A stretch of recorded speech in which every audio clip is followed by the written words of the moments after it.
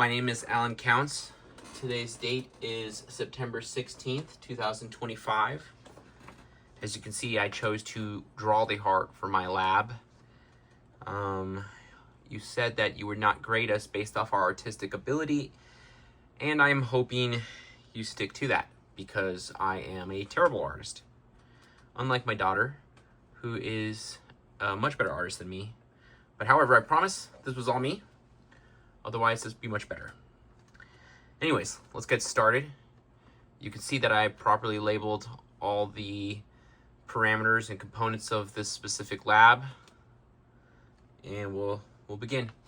First, it's going to be deoxygenated blood that returns to the heart via the inferior vena cava and the superior vena cava.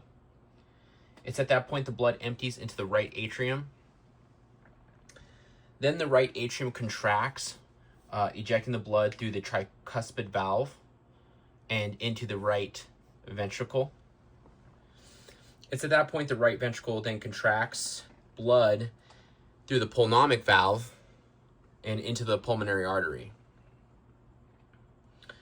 It's at that point the pulmonary artery branches off either to the left or the right lung, which then the blood receives oxygen and releases carbon dioxide. At this point, the blood leaves the lungs, becomes oxygenated, and returns to the heart via the pulmonary arteries. Veins. Pulmonary veins. It's at that point the pulmonary veins empty the blood into the left atrium. And then the left atrium then contracts, ejecting blood through the mitral valve into the left ventricle. And then it's at that point that the left ventricle contracts, ejecting blood through the aortic valve and into the aorta. And it's at that point that the blood releases back into the body. And that's what I got. I really hope that this meets all the parameters of the specific lab. I've never done a video for a class before, so this was interesting.